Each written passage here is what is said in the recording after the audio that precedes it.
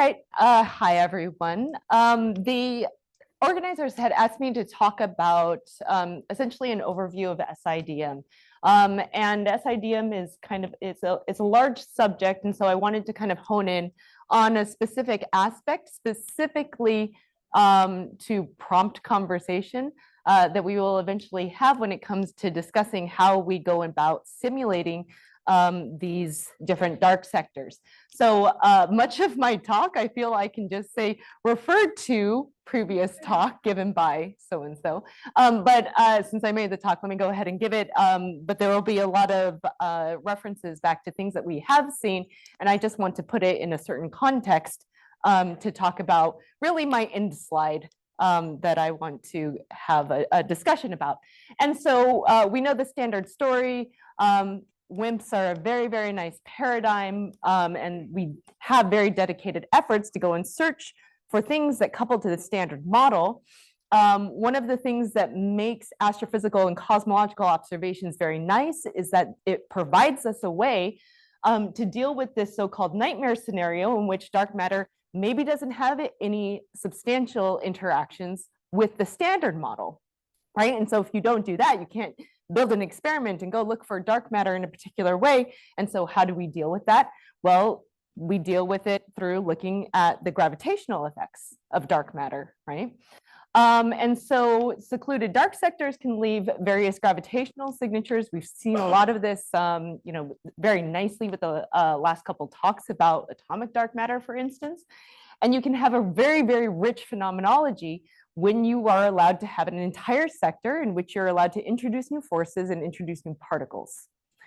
And so since this is mainly focused on thinking about SIDM in this prototypical scenario that we think about SIDM in, dark matter can very easily have sizable self-interactions if it's, say, a composite particle. And so that comes very naturally. And then we get, this rich phenomenology, and we get the standard story of SIDM. And that's, our 0th order approximation that we can make something work. And, we've heard about atomic dark matter, and we were having nice discussions about the robustness of a particular model. But let me set that aside for the purposes of this talk. So I want to consider self-interacting dark matter via some dark mediator, right? Because I'm going to kind of frame all of this in terms of what is the dark mediator doing and what effects does that have on cosmology and astrophysics. And so I'll talk about, the particle models that are involved. Once again, we've seen some of them already. The effects on cosmology and astrophysics. I'm not going to get into the details of the observables. I'm happy to talk about them. If people are interested, and we have experts in the room, we can also talk about various cosmological observables. But I won't get too much into this. And I am not talking about simulations because I'm not a simulator, and we definitely do have people who are very, very expert in SIDM simulations. And I will, just point to the appropriate people if people have questions about that. All right, so what I want to frame this in terms of, the small scale structure problems, which I'm told were introduced earlier in the morning. I wasn't here yet. I'm sorry, I was on a plane.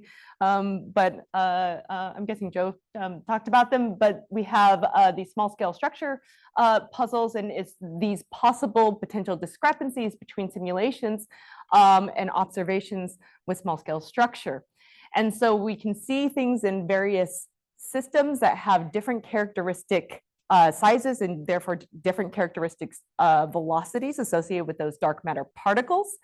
Going from the dwarf galaxies of the Milky Way all the way up to clusters. And what we know is that, sort of initial simulations indicated that we need a self-interacting dark matter particle of around a centimeter squared per gram, give or take an order of magnitude, which is about a barn per GeV for the particle physicists in the room, and that's a nuclear scale cross section. So these are huge cross sections. So either you have to have a huge coupling, or you have to have some geometric type cross-section to help you out from, say, a composite particle. And so these, this is the, prototypical target cross-section per mass for self-interacting dark matter. So I want to get into some of the particle models. And by the way, when I say self-interacting dark matter, I don't know about other people, but when I say self-interacting dark matter, I mean a dark matter model that specifically addresses these potential discrepancies. We have definitely a lot of dark matter models that do self-interact with one another, but they're not doing so at any substantial amount to actually do anything to, say, the structure of halos. And so those are models in which dark matter can self-interact, but it's not SIDM. So particle models for SIDM, we can approach this in various different ways, right? And it's a very nice analogy to make if you are from the collider world in terms of this idea of simplified models, right? So we can think about, full UV theories on one end where I can have, gut scale, Susie, and you can have that, or we can go, in the completely opposite direction and have effective operators, higher dimensional operators that we work with that don't necessarily have a motivation in and of themselves, or we can try to work with this middle ground of simplified models in which we just say, let's just try to capture hopefully most of the phenomenology of dark matter from a very simple setup. And so, I'm focusing on the mediator here because the mediator tells us a lot about what's going on. You have a heavy mediator and you get to the regime in which you're talking about hard sphere scattering, right? So this is going to give you, in most cases, a constant cross-section, doesn't have any velocity dependence. You can have something that's a quote unquote light mediator, and what that means really depends on the system that you're thinking about. This is most often in terms of SIDM invoked as a Yukawa interaction. So you do have velocity dependent scattering, and your mediator is going to be some vector or scalar particle. And then you could go the route of having either a very light or a completely massless mediator in which you have nominally a long-range interaction. And so the early days sort of focused on this light mediator. I say early days, but I don't know. It depends on what you think about 2013. But in the early days, I don't know. We have a variety of ages in the room. So vector and scalar mediators give rise to some Yukawa potential. And you can calculate the differential cross-section in the Born regime, so just using Feynman diagrams. And this can all be phrased in terms of some, constant part out here that I call sigma naught, the angle of the scattering event, and this W is the thing that parameterizes how big your mediator mass is. And so when you take your mediator mass to be very, very large, you recover hard sphere scattering.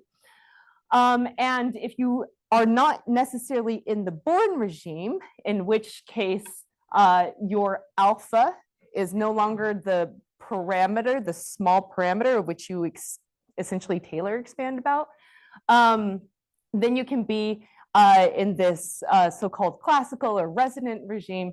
And this is a very nice paper that's by Tulin, Yu, and Zurich that kind of showed the realm of possibilities that you could have. And the Yukawa model is nice because it gives you exactly sort of the scaling behavior of what we want to see for velocity dependent SIDM. We want something that is very large on smaller scales and needs to drop off by the time you get to cluster scales.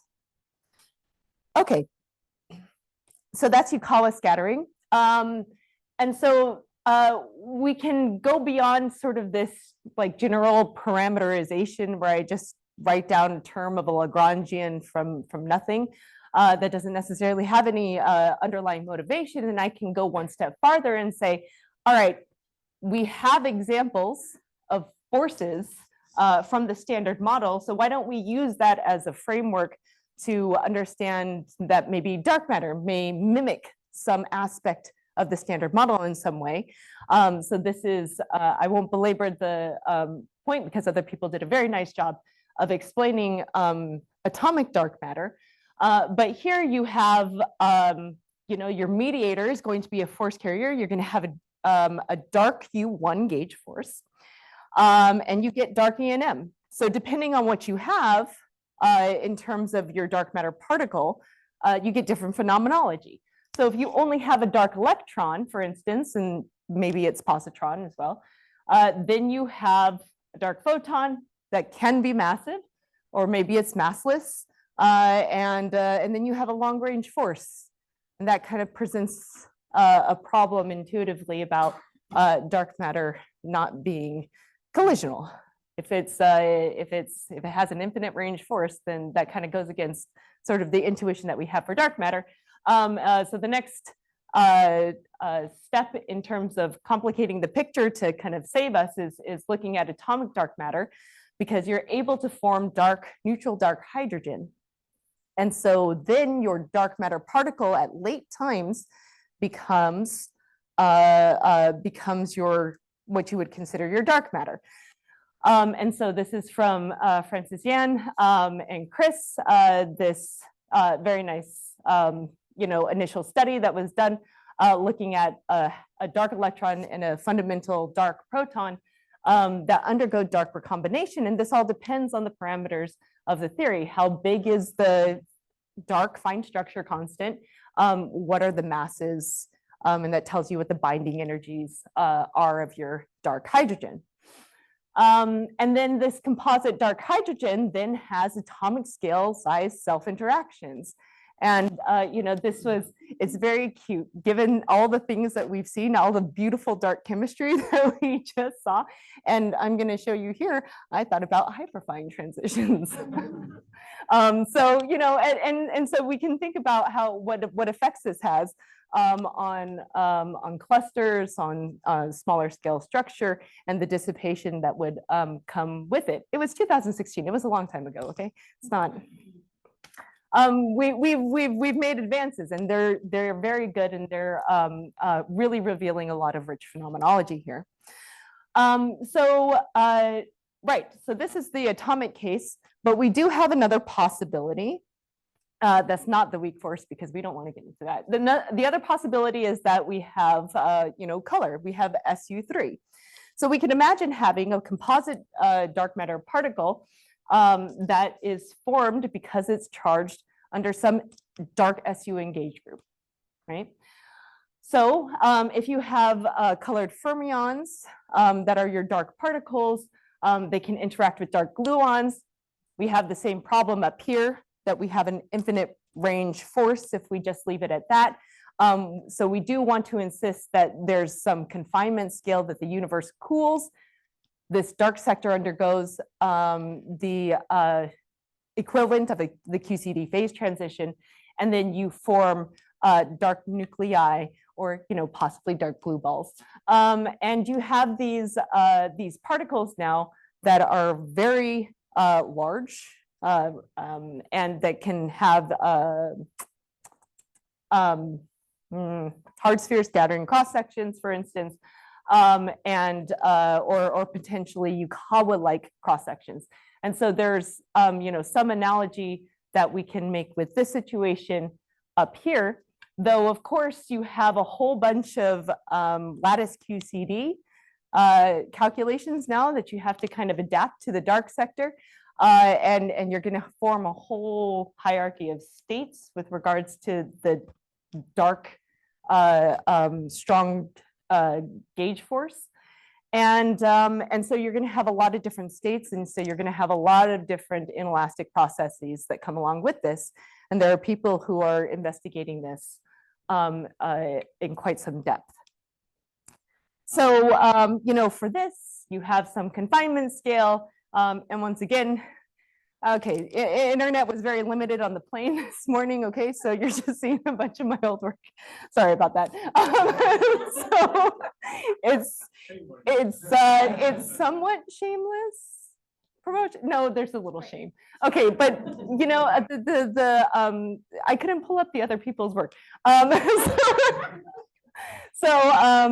Right, so you have different ways of getting a Yukawa-like interaction and trying to, for different values of n, try to get the right ideal cross-section that we kind of understood from the initial simulation studies.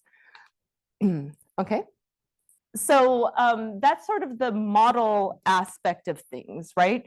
So, and this is what the, you know, a handful of the talks have been really focusing on. But now let's get into sort of the nitty gritty. A lot of people have already mentioned various aspects on cosmology and astrophysics, but I want to go through it in order, not necessarily paying attention to any specific model.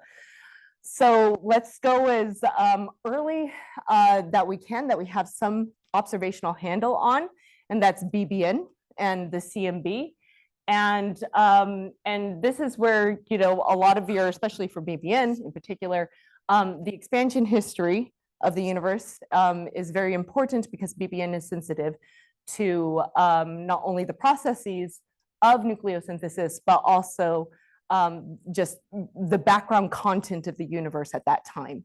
Okay, so if you have something that is a dark matter particle, let's even just assume that it was thermalized at some point in the very early universe. So this is a plot from Planck 2018, and it's showing the effective number of degrees of freedom of the radiation in the universe. And this is the standard model content of this. And so the number of relativistic degrees of freedom change over time.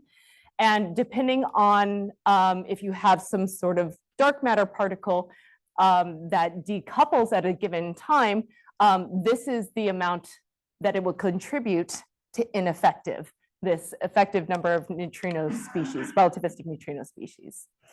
Right, and so if you have something that was coupled at very, very early times, but then it decoupled, it's no problem. It's not really contributing a lot to the overall relativistic energy density as compared to photons. So it contributes very little to ineffective.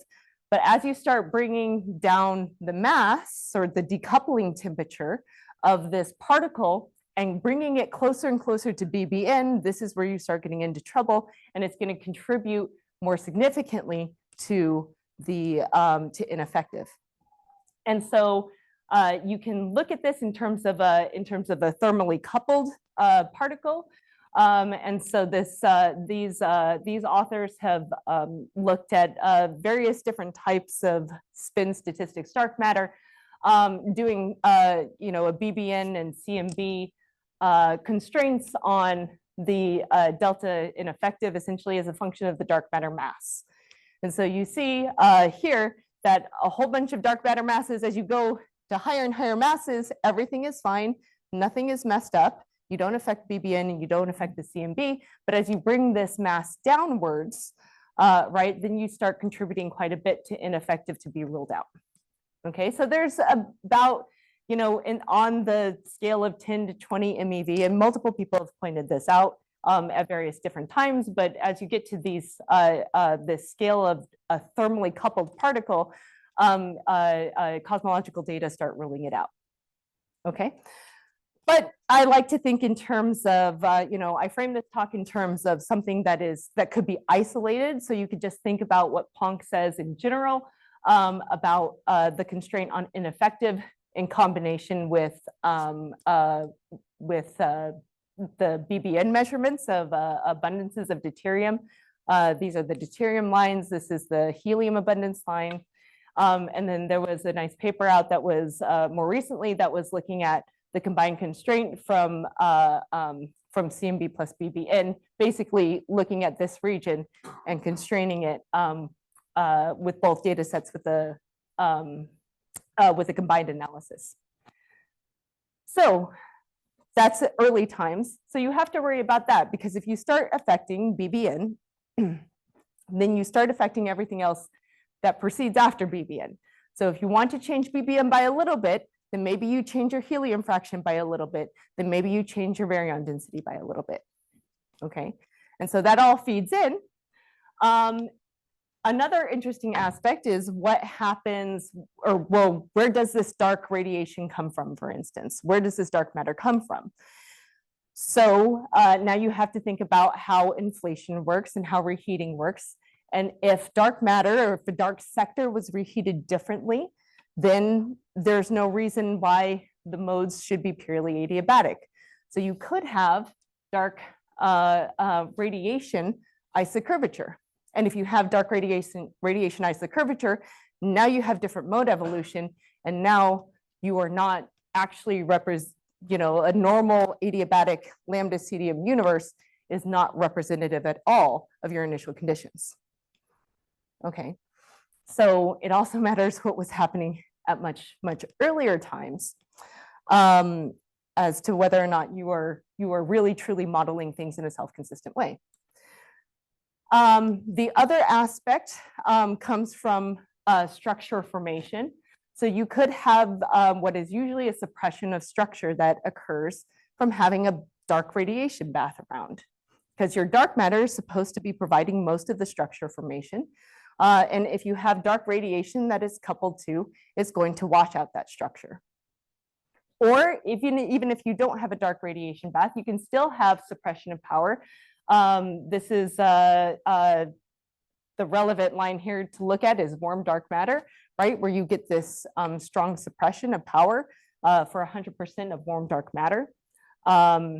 And then, of course, as we've seen already, this plot in the atomic dark matter case, you get the very, very distinct dark acoustic oscillations that arise from dark radiation and dark matter being coupled to one another. These acoustic oscillations actually do always exist. Like even warm dark matter has dark acoustic oscillations. They're just tiny. But they do come about, and almost all of these different cases have some amount of dark acoustic oscillation. They just the suppression is by far the dominating effect, though. Right, and so that was sort of the earlier universe cosmology, and now we get to these small scale structure puzzles, in which case you need right, I've said this, but you need like around centimeters squared per gram, give or take an order of magnitude, at the dwarf galaxy scale, and then you really need to turn it off by the time that you get to the cluster scale. And so to really understand this, you have to go and talk to the simulators and not me, right? So there's magic simulation that happens, and there are various challenges that arise from handling these simulations and doing things in a very self-consistent way. And these challenges are very non-trivial, and there's a lot of work that goes into them.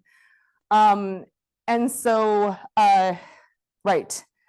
So that's all to say that I don't do simulations. And so now I'm going to go back and say, I can do one-dimensional modeling of halos, of which we've seen these gravothermoevolution equations, so I won't belabor the point. I'm speeding through this, by the way, because I want a lot of questions, because I'm going to say some very controversial things at the end. Okay. So we have our gravothermo equations, and this is a really nice framework. Obviously, it should break down at some point. It holds surprisingly, shockingly well, much better than it should, for a lot of the evolution of the gravothermal collapse. But the idea here is that, self-gravitating systems have a negative heat capacity, and so it's inherently an unstable system. So as long as you wait long enough, you're going to undergo the collapse of this halo, and this is called the gravothermal catastrophe.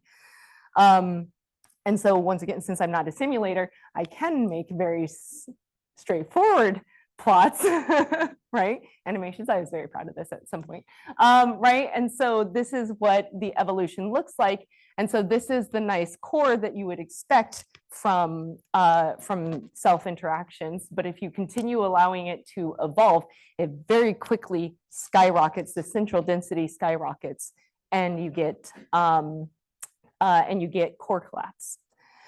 So the idea is that if you just look at the central density, you will see an evolution that for what used to be considered reasonable values of the cross-section over mass, all of these lines, except for some extreme points, would follow the exact same evolution curve.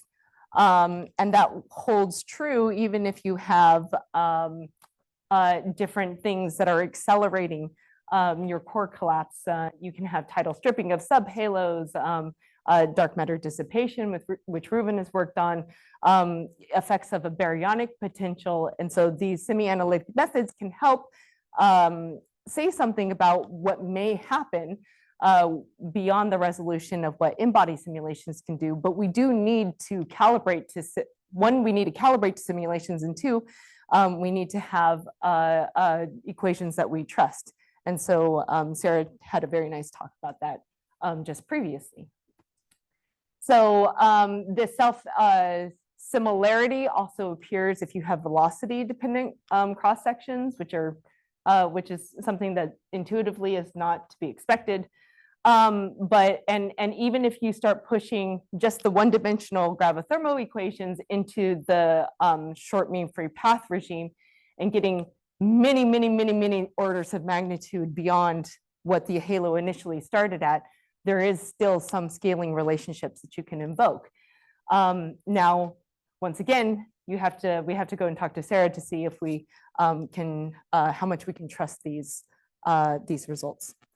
But the nice thing about this, and why I've been emphasizing this, is that it's all a way of trying to make the most use out of the simulations that we have, right? So do we want to go and simulate things to understand at least core collapse for this particular example? Do we want to go and simulate every single possible velocity dependent case that we could have? The results of various studies are showing that no, there is universality, that we can say something just through a rescaling of the cross-section. So we can essentially reuse the results of certain simulations to address this particular problem. And we don't have to keep making a new simulation over and over for each point in parameter space that we want. So that kind of brings me to my conclusions of what do we actually need in terms of mapping particle physics to simulations and making the most out of it, right? And so this came from a nice white paper about simulations, and I highlight here the need one, collaboration between simulators and particle theorists to understand certain things. And what I wanted to emphasize here was that, I talked about early universe cosmology because we obviously need appropriate initial conditions from linear cosmology to feed into the simulations. But this is not just, saying here are some transfer functions, now we can go and simulate. We have to ask the question, especially when we want to think about different parameter space, is that there are possible degeneracies with cosmological parameters, right? And we don't make suites and suites and suites of simulations where we're varying the standard cosmological parameters. So if there are degeneracies with our particle physics for dark matter, that very much matters. We also need to incorporate various types of dark sector physics into the simulations themselves. It's not just about having the transfer functions and then doing an in-body. We need to make sure that we are treating things appropriately and making sure that the large the large particle mass of each individual dark matter particle in the simulation is actually behaving as an individual fundamental particle would. Okay, and there are definitely degeneracies with the astrophysics, absolutely. And so, there's a lot of good work that is being done to try to understand that and to try to quantify that in simple situations. So the question that I look forward to discussing with the simulators in the room and with other people are, what do we actually need right, from dark matter simulations, or what sort of suite of dark matter simulations do we really need to say something robust about dark matter? That's in the realm of reasonability. And what I mean by reasonability is that I can't, just go to, Simeon or Allison or anybody who simulates and says, I need you to generate for me 10 to the 7 possibilities, right? That's not reasonable. So what do we need to do to actually say something without taking each individual particular model that particle physicists can come up with and then just simulating that, right? That seems wasteful. That seems not productive in the larger scheme of things. So now I'm saying things to try to rile you up. So, from one aspect, it's good because I'm asking the audience. From one aspect, the question is how much time and energy should we, as a broader community, right? Each individual person is going to have their own flavor and preferences, but what should we as a community really think about in terms of, do we really want to delve deep right now? And are the models that we're delving deep in reasonable? Are they interesting? Are they, not just from a particle physics point of view, but from just a much wider perspective? And how can we get the biggest bang for our buck when we do these simulations? And once again, how robust can we say something about dark matter physics? Okay, and I'll leave it there. Happy to take questions.